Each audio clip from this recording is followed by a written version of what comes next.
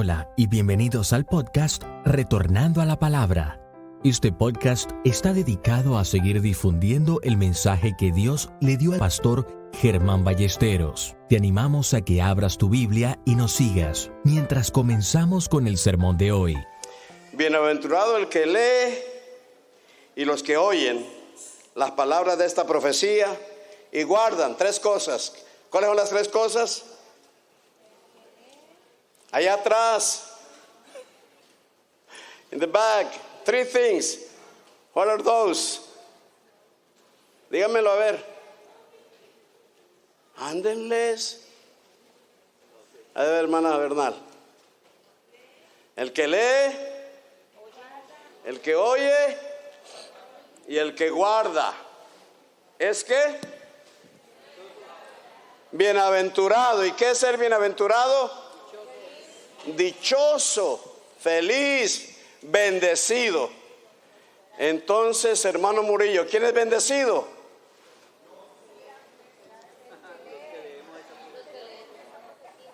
¿Por qué es usted bendecido? Porque estoy leyendo, estoy oyendo y guardando, obedeciendo. Muy bien. Gloria a Dios. Nomás quiero enfatizar algo que está aquí, que no lo miramos. El tiempo está cerca.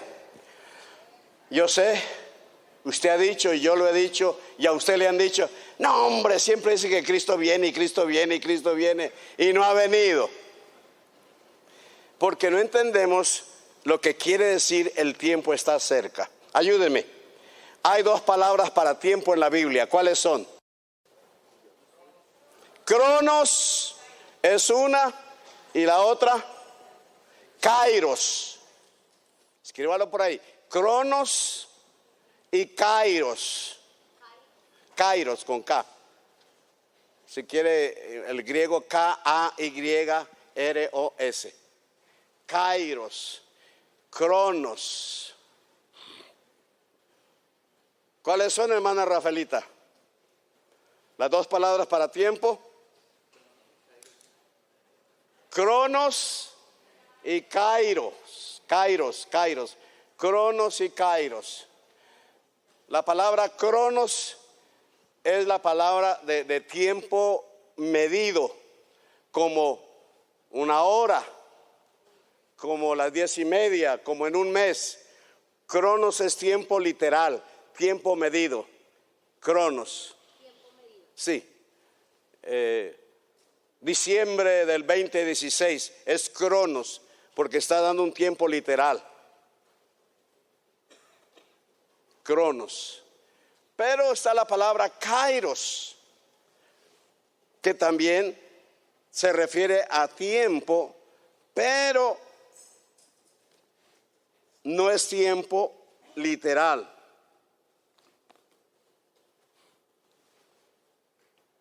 Es un tiempo determinado. Sí, es lo contrario a Cronos. Cronos es un tiempo marcado. Pero en Kairos es un tiempo, vamos mejor decirlo, apropiado. En un tiempo apropiado. ¿Alguien que sabe de sembrar? ¿Alguien que sabe de sembrar? ¿Quién sabe de sembrar? De rancho. Maíz. ¿Cuándo se siembra el maíz? ¿Cuándo?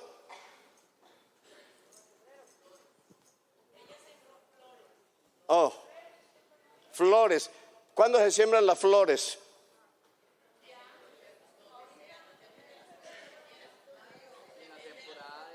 Dígame un tiempo cronos. Dígame un tiempo cronos.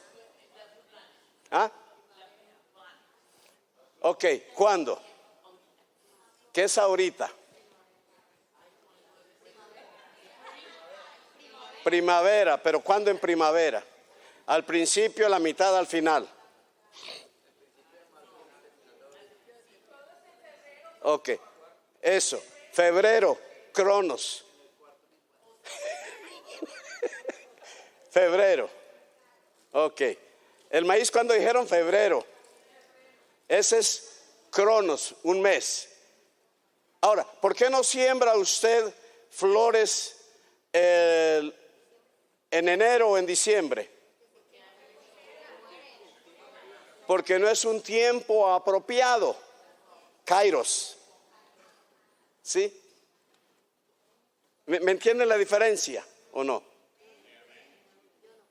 No. Bueno, un versículo ahí nos va a ayudar. Gálatas. Alguien que me busque en Gálatas 4:4. Para tiempo Kairos. Gálatas 4:4. Galatians 4:4.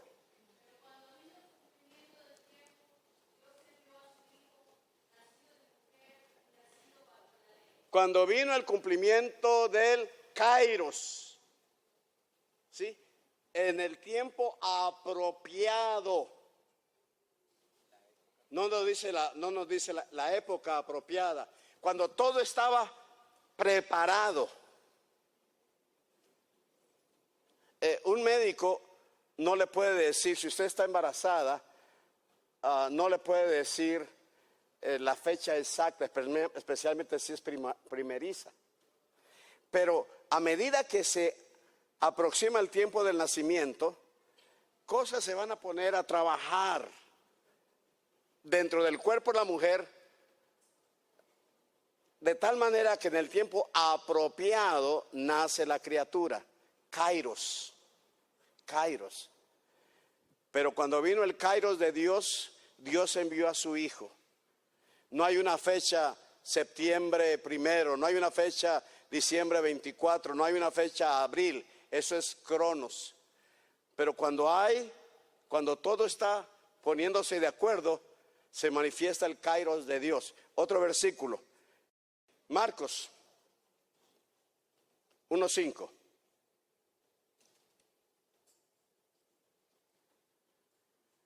¿Qué dice Marcos 1:5?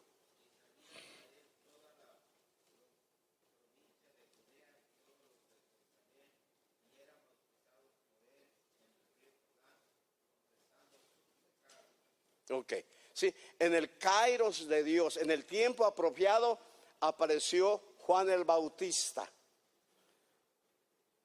que era anunciando la venida de Cristo Jesús. Para que sea más fácil, cuando escuche la palabra Cronos, piensa en el reloj, cronómetro. ¿Ve? Kairos, entonces, es cuando las condiciones se están preparando.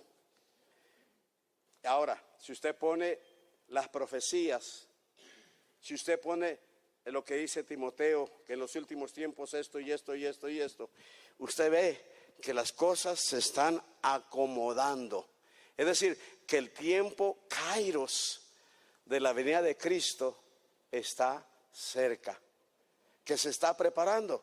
Viene preparándose desde Mateo 24, que Cristo anunció su venida. Desde ese tiempo, en la historia del mundo, ha estado caminando para el tiempo de su venida, el tiempo Kairos. Entonces, el tiempo Kairos tiene que ver con lo profético.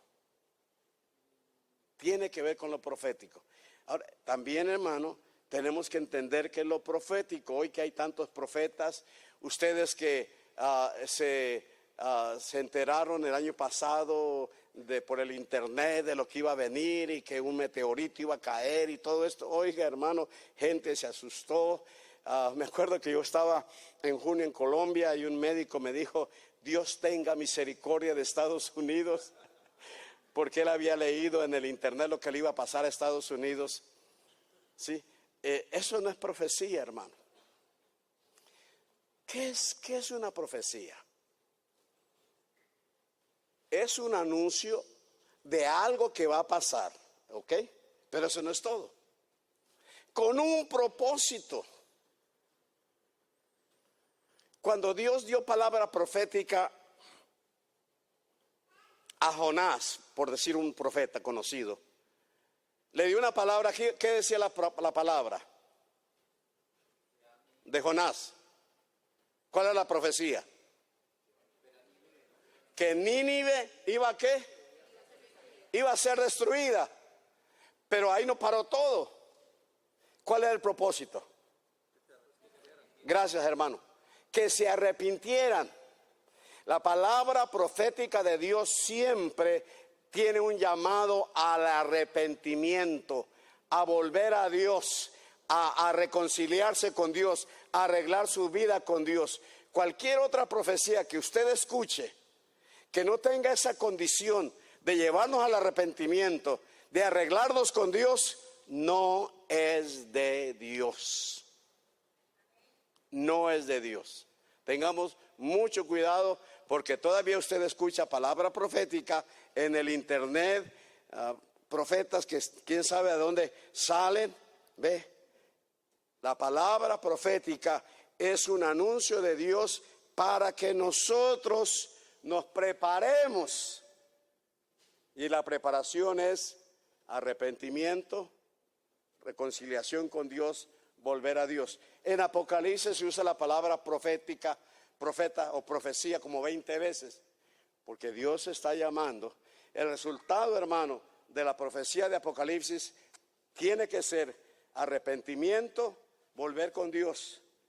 Si hay eso, la mano de Dios en juicio se detiene. Si no, la mano de Dios va a caer. Pero entonces, la palabra cuando dice porque el tiempo está cercano, está diciendo el kairos de Dios se está aproximando. Es decir, que las cosas se están poniendo en su lugar para la venida de Cristo Jesús. Versículo 4.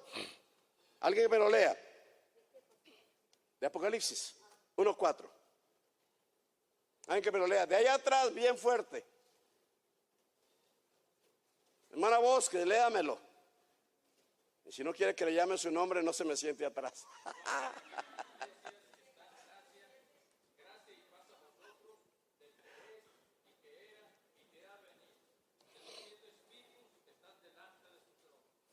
Note.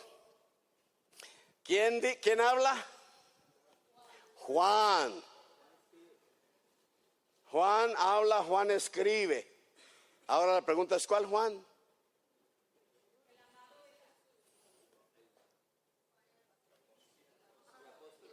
No es Juan el Bautista, es Juan el apóstol. El apóstol. Acordemos que Juan el Bautista había muerto en el tiempo de Jesús. Es Juan el apóstol. 1:1, ¿qué dice?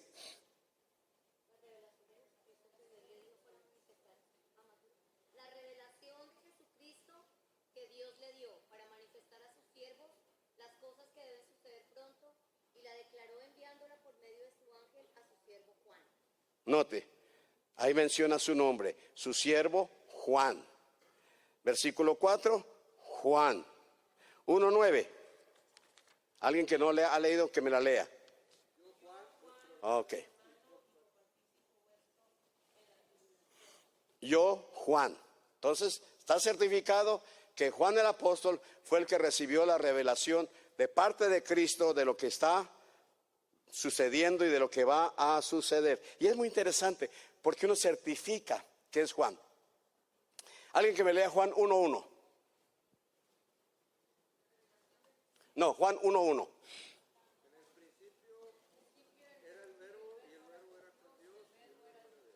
En el principio era el verbo y el verbo.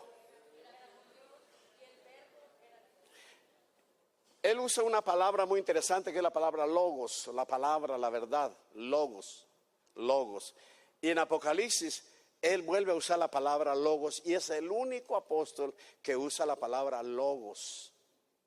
¿Ve? O sea, palabra. En el principio era el verbo, en el principio era la palabra, en el principio era el logos. Y en Apocalipsis volvemos a encontrar a Juan usando la palabra logos, palabra. Es el único. Pablo nunca usa la palabra logos, Mateo no usa la palabra logos, Pedro no usa la palabra logos, nada más Juan usa esa palabra. Muy bien. Número 2, ¿por qué sabemos? Juan 1:29. ¿Alguien que me lo lea? Evangelio de Juan 1:29. Note la palabra cordero. En los evangelios, el único que usa la palabra cordero es Juan. Pablo no usa, Pedro no usa, Juan enfatiza el Cordero. Y en el capítulo 4 de Apocalipsis, usted ve que él usa la palabra Cordero. Dice que vio como un cordero, ¿qué? Inmolado. Él usa la palabra Cordero. Algo más interesante.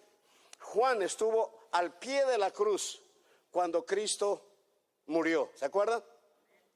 Solo él vio cuando su costado fue atravesado. Él vio. Apocalipsis 1:7. Ok, todo le verá. Y los que le traspasaron. Su memoria va a Juan, creo que es 19, cuando él vio la lanza traspasando el costado de Jesús. Esto certifica que Juan, el apóstol amado, es el que recibió la revelación de Cristo. Juan estaba exilado en la isla de Patmos. A ver, vaya a su Biblia, si su Biblia tiene allá al final mapas, y a ver quién me encuentra Patmos, para que usted sepa más o menos de qué está hablando. Algunos, yo sé que algunos tienen mapas, otros no tienen mapas, pero busque a ver si en su mapa de su Biblia está Patmos. Pero algunos mapas, sí, cuando estudien la Biblia hagan eso, busquen si hay una ciudad, busquen en un mapa dónde está esa ciudad, y así usted entiende mejor la palabra. Bueno, Patmos. Hubo dos grandes persecuciones, hermano, en el tiempo de los romanos. La número uno por Nerón. ¿Se acuerdan de ese emperador? Nero. ¿A cuánto le han puesto a su perro Nerón? Name your dog Nerón. Porque era malo el Nerón. Nerón fue el que mató a Pablo. En el tiempo de Nerón, Pablo murió, entiendo que decapitado. Pero hubo otro, y era Domiciano. Este era otro hombre terrible. Este fue el que metió en la cárcel a Juan y lo mandó a la isla de Patmos. ¿Ya lo encontró? A ver, señámelo. Ok, si ve ahí donde está Efesio, Esmirna, Efeso, y abajo está Patmos. Ahora piense en Roma. Él está en este lado. Ok, ahí está la isla de Patmos. ¿Por qué perseguían a los cristianos? ¿Alguien me ayuda? Número uno, porque estaban creciendo tremendamente. Era un movimiento que estaba creciendo. Al principio no le tenían ningún temor porque eran unos cuantos judíos cristianos. Pero después de la prédica de Pablo y que se entregaron 3,000 y después 5,000, dice la historia que en Jerusalén se congregaban por lo menos 100,000 cristianos escuchando la palabra de Dios. Entonces eso comenzó a preocupar al César, el crecimiento de los romanos. Número dos, por la lealtad de los cristianos a Cristo. Comenzaron a decir, no César es el Señor, sino Cristo es el Señor. Cristo es el Señor. Y los ponían presos y le decían, o dices que César es el Señor, César es Kyrios, y te vas para la casa. Si no dices, te matamos. Y pues claro, ellos no negaban a Cristo. ¿Ve? Ellos no negaban a Cristo. Cristo es el Señor. Poniendo a Cristo por encima de César, pues a los leones los mataban. Porque ellos estaban leales a Cristo Jesús. Había entrega de parte de ellos. Otra cosa que decían que era que los cristianos eran caníbales. ¿Qué es un caníbal? Uno que come carne humana. Y cuando hablaban de la cena del Señor, el que come mi cuerpo y bebe mi sangre, estos están comiendo cuerpos y bebiendo sangre. Entonces ellos no entendían eso y decían, estos son caníbales, estos comen carne humana y beben sangre humana. Y por esa razón también los encerraban, los perseguían, los mataban. ¿Ve? Y otra cosa muy importante es que les comenzó a hacer daño en la economía. Acuérdense cuando persiguieron a Pablo y a Silas. ¿Por qué los persiguieron? Sí. Estaban predicando en contra de los ídolos. ¿Se acuerda que trajeron todos los libros de magia y los quemaron? Y la economía les comenzó a sufrir. Ya no vendían estatuas, ya no vendían ídolos. Y la diosa Diana de los Efesios. Entonces comenzaron a meterlo a la cárcel por eso. Los comerciantes se comenzaban a quejar. Se está bajando el negocio. La gente no está comprando y por eso también los estaban persiguiendo. ¿Sí? Esa es una de las razones por qué Juan estaba en Pérgamo, en la isla de Patmos. Muy bien. Juan a las 7 iglesias que están en Asia. Es tan interesante, hermano, cuando Señor, ¿qué enseño? ¿Qué enseño en esta vez? Llévame, guíame. Y el Señor me puso en mi corazón que hoy vamos a aprender el significado de los números. Algunos números, no todos, porque es muy importante. La Biblia usa mucho número. Apocalipsis usa mucho número. Dígame algunos números de Apocalipsis, así que le vengan a la cabeza. Pero ¿3 qué? ¿3 qué? ¿7 qué? 7 estrellas. Ok, 7 estrellas, 7 iglesias. Otro número, a ver. 7 sellos, 7 copas. 24 ancianos, otro número. 7 espíritus, otro número. 144,000, otro número. Gracias. 6, 12. ¿Sí? Entonces encontramos muchos números en Apocalipsis. ¿Qué quieren decir esos números? Por ejemplo, aquí encontramos el número ¿qué? 7. 7 iglesias.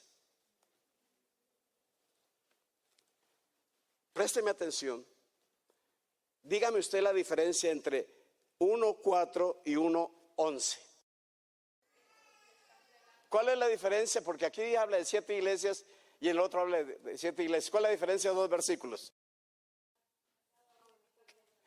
En el versículo 4 menciona las 7 iglesias. Si entendemos el número 7, como lo vamos a entender, se refiere a todas las iglesias. Ahora, que están en Asia, ¿había más de 7 iglesias? Sí. Pero en el 11 nos menciona 7 iglesias particulares. ¿Ve la diferencia? A ver, aparte de las 7 que menciona, Éfeso, Esmirna, Pérgamo, Tiatira, Sardis, Filadelfia y Laodicea, ¿qué otra iglesia pueden nombrar? Corintio, la iglesia de Corintio, ¿alguien más? Entonces ya son 8. Gálatas, gracias, ya son 9, ¿algo más? Sí, entonces son más de 7 iglesias. La iglesia en Roma, son más de 7 iglesias. Entonces el número 7 es muy importante que lo entendamos, porque en una parte menciona 7, pero en la otra sí menciona específicamente 7 iglesias. Ahora ya sabemos que había más de 7 iglesias, ¿verdad? Ok. Papel y lápiz, por favor. Comencemos con el número 1. El número 1. ¿Qué significa el número 1? Deuteronomio capítulo 6, versículo 4. ¿Alguien más? Efesios 4, 4 al 6. Deuteronomio 6:4 y Efesios 4:4 al 6. Ok, note, encontramos el número 1. ¿Qué cree que significa cuando dice Jehová nuestro Dios? ¿Qué es el único? Importancia, por encima de todo, primero, el uno. La bendición de Dios está sobre el primogénito de la familia, sobre todos, pero el primero que le nació es en importancia para Dios. Hay una bendición especial para el primogénito. ¿Ve? Entonces, el uno tiene que ver con único, con importancia. Efesios 4 al 6.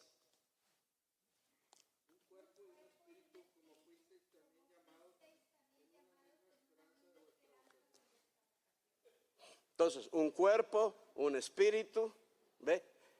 Está hablándonos de lo único, de lo importante que es. Número 2, quiero hablar por ahí. Número 2, Eclesiastés 4. Entonces, ¿qué entiende ahí la importancia del número 2? ¿Ok? Unidad, apoyo, ¿qué más? Complemento, ¿qué más?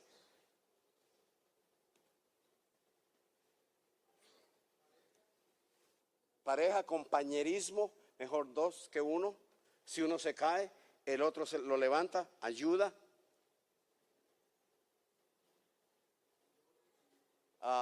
Si 2 hacen el trabajo se termina más rápido, ¿verdad?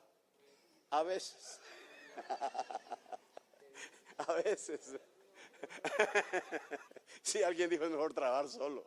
Pero si los dos hacen el trabajo y lo hacen bien, eso habla de prosperidad. Se termina pronto el trabajo. Número 3, ese sí es fácil. Número 3, ¿qué es? Es el número de Dios. Padre, Hijo, Espíritu Santo. A ver, hermana maestra. Triángulo equilátero, ¿qué es un triángulo equilátero? Sus 3 lados son ¿qué? Iguales. El número 3 es la base realmente de la matemática. El número 3, la Trinidad. Bueno, ese no hay problema. Número 4. ¿Cuál es el significado del número 4? Hermano Eri, ¿cuántas estaciones hay en el año? 4. ¿Cuántos son los puntos cardinales, hermano Eri? The cardinal points. Norte, sur, este, oeste. Ya. 4.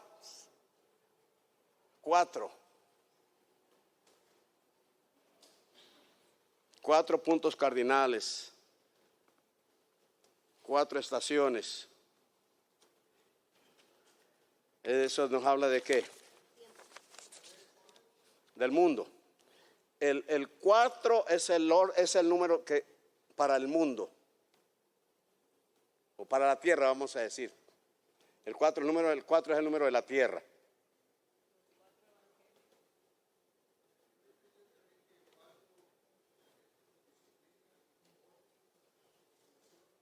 El 4 multiplicado por 10 es prueba.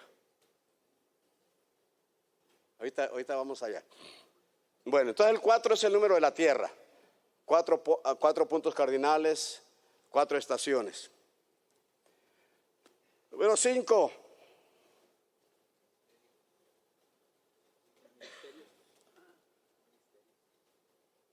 Número 5 tiene que ver con organización. 5 ministerios.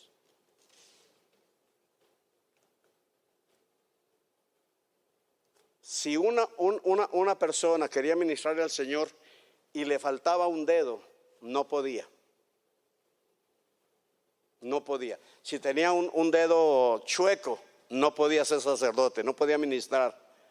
Porque habla entonces también de el 10, por eso tenemos 10 dedos en las manos, 10 dedos en los pies, porque habla también de completo. ¿Ve?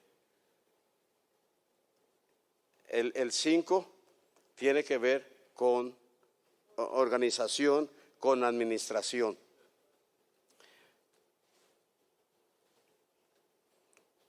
Y entonces el 10, ¿qué será?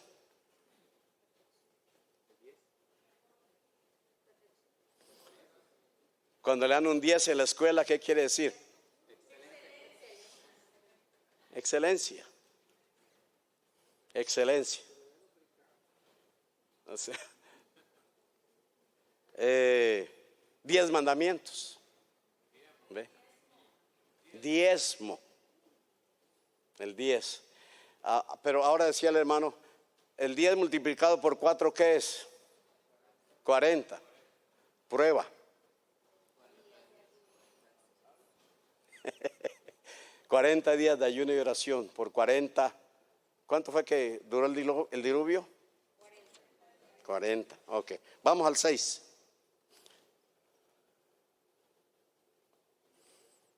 El 6 es un número imperfecto.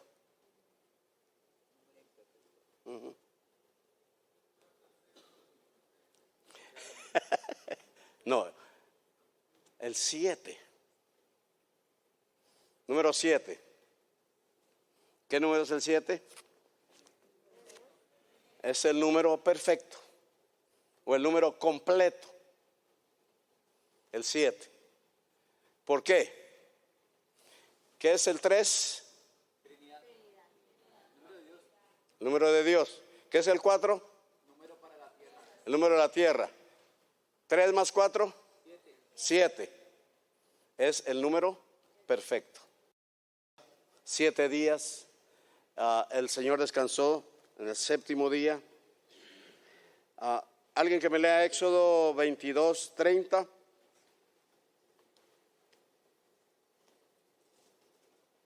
Alguien que me lea Segunda de Reyes 5:10. Alguien que me lea Primera de Reyes 18:3. Esos 3 versículos.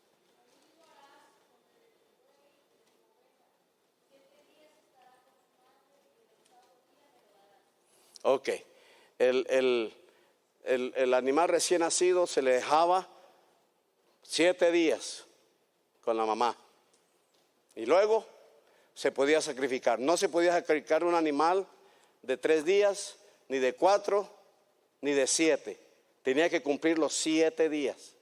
Y luego ya después a los 8 días se podía ofrecerle a Dios. ¿Alguien más? Esa es la sanidad de la lepra de Naamán. Tiene que meterse al agua 7 veces, completamente. Ese es el número completo, 7. La otra, me refiero a cuando Elías le dijo a su siervo que subiera, y subió 7 veces. Ve y sube a ver si va a llover. Ve y sube a ver si va a llover. A la 7ª vio una nube del tamaño de una mano y dijo, corre porque va a llover. A ver si alguien se acuerda de esa cita. La tengo equivocada. Pero entonces vemos, hermano, la importancia del número 7. A eso me refiero. Levíticos. Alguien que me lea Levíticos 12, 2 y 3. Levíticos 12, 2 and 3. Sí. 7 días. Al 8º día, no al 7º, no al 9º, no al 5º, no al 10º, se circuncidará al niño. Si usted, dicen los médicos, y Dios sabe por qué lo dice, por qué lo escribió, el mejor tiempo para circuncidar a un niño es el 8º día. Número 1, es casi, por decirlo así, sin dolor. Número 2, la sangre al octavo día está perfecta, de tal manera que la cicatrización es casi inmediata. El octavo día, ¿ve? Pero no lo haga el 7, el octavo día. Bueno, ahí paramos, hermano. Podemos hablar de 7 palabras de Cristo en la cruz. Las 7 palabras. La María Magdalena le echaron fuera ¿cuántos demonios? 7 demonios. Entonces ahí está eso. Y entonces aquí habla de, volvamos otra vez a Apocalipsis, habla de 7, pero note lo que dice también, porque aquí encontramos a la Trinidad.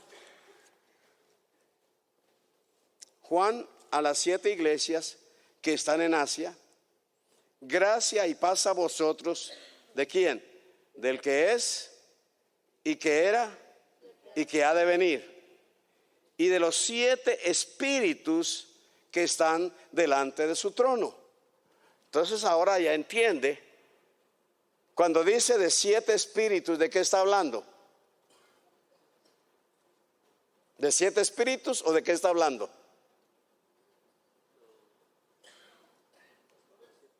¿Qué es el número 7? Completo. Y entonces cuando dice 7 espíritus, ¿qué está diciendo?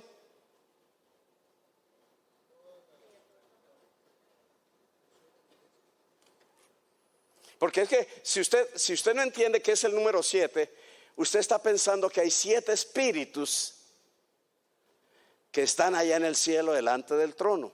¿Habrá 7 espíritus? ¿Cuántos espíritus hay? Uno.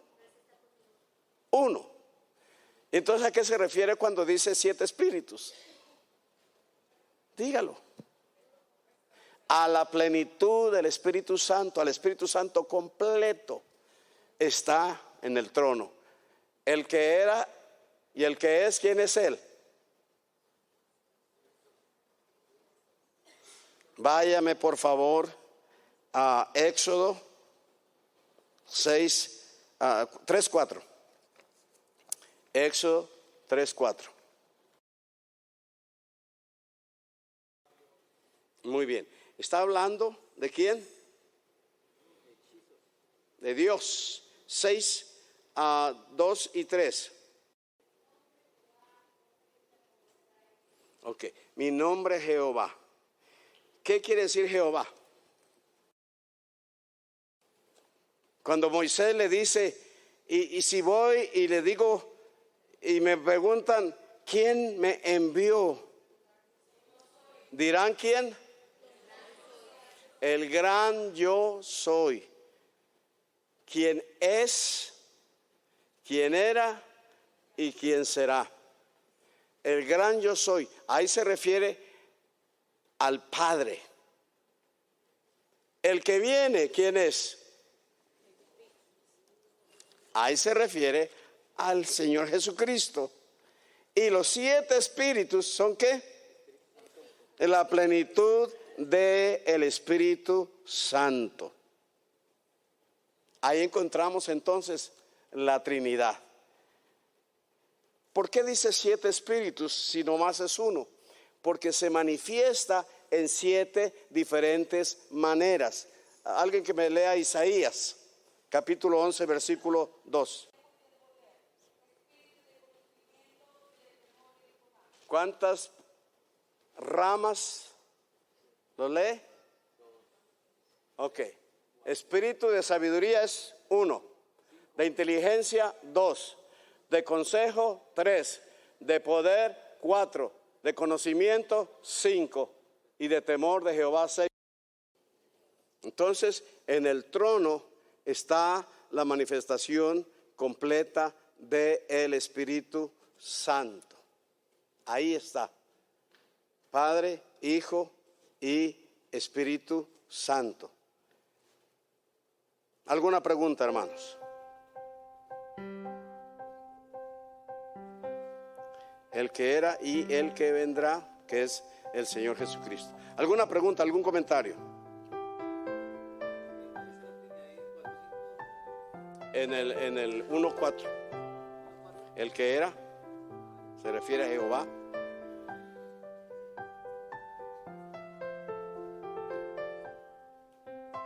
Los 7 espíritus, o sea, la plenitud del Espíritu Santo. El que era, el que es y el que era, el Padre, el que ha de venir es Cristo y la plenitud del Espíritu Santo. Esperamos que este mensaje te haya animado a buscar la voz de Dios. Te animamos a descubrir la naturaleza de Dios a través de su palabra, la Biblia. Si deseas descargar este episodio o compartirlo con algún conocido, recuerda que puedes hacerlo suscribiéndote al podcast, el cual puedes encontrar haciendo la búsqueda Retornando a la Palabra en su dispositivo de escucha de podcast favorito. Gracias nuevamente por pasar este tiempo con nosotros y hasta la próxima. Nos gustaría dejarles una cita de nuestro fundador, el pastor Germán Ballesteros. Cambia tu mundo con Cristo en tu corazón. Que Dios te bendiga.